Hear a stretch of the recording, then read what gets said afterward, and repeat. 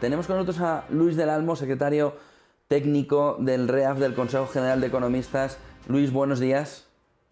Buenos días. Bueno, empieza la campaña de la renta. ¿Qué novedades tenemos respecto a años anteriores?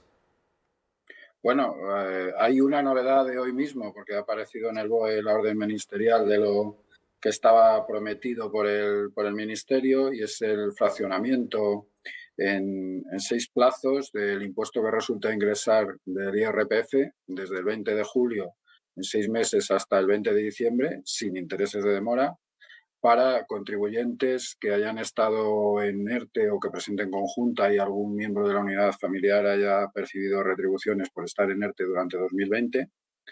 Y bueno, hay que saber que el fraccionamiento este tiene un tope que son 30.000 euros, y esto es un tope no solo para lo que resulte ingresar de renta, sino también para otras solicitudes de aplazamiento que tengan, y para los plazos pendientes de los fraccionamientos concedidos anteriormente por la agencia tributaria. Tenemos de todo, sobre todo el tema de los ERTEs marca un poco gran parte de las dudas sobre cómo configurar o cómo realizar la declaración de la renta, sobre todo si sale a ingresar, pero también la inseguridad en el dato a declarar, ¿no? Porque muchos, por ejemplo, no saben qué hacer si les han pagado de más, que no hay pocos casos con eso. ¿Qué hacer en el caso de haber estado en ERTEs con estos casos? Bueno, hay varios casos, ¿no? Está el caso de aquella persona que ha cobrado de más en 2020, pero ya el SEPE le ha solicitado la devolución, entonces sabe el neto, porque sabe lo que ha cobrado y sabe lo que tiene que devolver o lo que ha devuelto. Ese dato, además, lo va a tener la agencia tributaria, por lo tanto, cuando acceda a sus datos fiscales, el dato de los rendimientos netos del trabajo obtenidos del SEPE va a ser correcto, y cuando, si quiere utilizar el borrador, pues el borrador será correcto y no tendrá mayor problema. Hay otro caso de aquellos contribuyentes a los que el SEPE ya ha notificado durante 2021 que tienen que devolver una cantidad. Bueno, en este caso también parece ser que el SEPE lo habrá comunicado a la agencia tributaria, el dato será correcto y entonces el contribuyente podrá declarar. Y luego va a haber otros que todavía no se lo ha notificado el SEPE, han cobrado de más, y entonces a lo mejor sí que le han notificado a la agencia tributaria que hay una incidencia de este estilo, y la agencia tributaria, pues en los datos fiscales, pues tendrá un aviso, ¿no? Entonces, bueno, pues ahí en estos casos ya depende de si el contribuyente tiene claro qué era lo que le correspondía, y entonces, bueno, pues podría declarar esa cantidad. Eh, que más se arriesga es a que, bueno, se tarde en comunicar todo esto y tenga un requerimiento y tenga que justificar cómo ha sido la cosa, o aquellos casos en que realmente no sabe.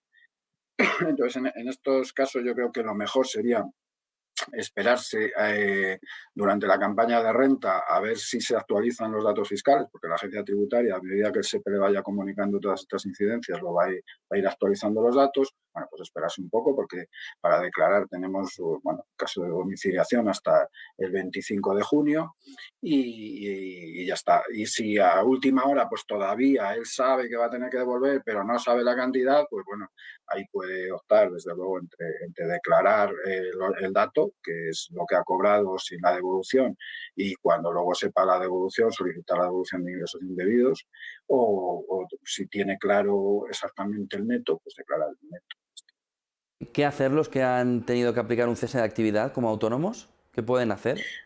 Bueno, un autónomo que ha cobrado por cese de actividad lo que va a tener es un rendimiento del trabajo, en este caso, por esa parte. Entonces tendrá un rendimiento de actividad económica, pues por su actividad económica normal, y por esa percepción es un rendimiento del trabajo. Los que hemos tenido muchísimos fallecidos, desgraciadamente, los herederos tienen que hacer la declaración también de esa parte que les haya tocado por esos fallecidos. Sí, los herederos o legatarios son los responsables de hacer la declaración del fallecido, y, bueno, primero si tiene la obligación de declarar o no tiene la obligación de declarar, naturalmente solo si la tiene, y, bueno, puede tener alguna, digamos, alguna complicación, pues porque hay determinadas rentas que habrá que prorratear a la fecha de fallecimiento. Pues imaginemos que es un matrimonio, ha fallecido uno de ellos y tenían un piso alquilado. Bueno, pues por la parte del fallecido, si ha fallecido, yo qué sé, en septiembre, pues habrá que imputar el alquiler, o los rendimientos netos del alquiler hasta esa fecha y, en fin, el rendimiento de trabajo, bueno, pues acordado, los intereses, pues hasta la fecha de fallecimiento y todo así. Y es una declaración, la del fallecido es una declaración siempre individual, y el resto de la unidad familiar pues puede declarar en individual o conjunta, pero nunca el fallecido va a estar en esa declaración. Hay otra duda con los autónomos y es la reducción de módulos. ¿Cómo se computan los días de cierre por el estado de alarma? Bueno, ahí hay varias cosas. Hay una reducción ya general del 20% para todos los contribuyentes que determinan el rendimiento neto en estimación objetiva en módulos, y para los del sector del turismo, de la hostelería y del comercio hay una reducción del 35%.